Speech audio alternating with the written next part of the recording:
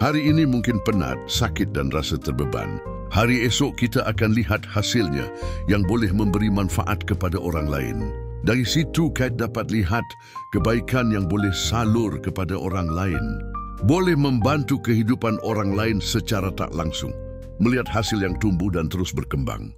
Akhirnya, kita akur segala titik peluh membuah hasil kepada ganjaran pahala Allah bagi.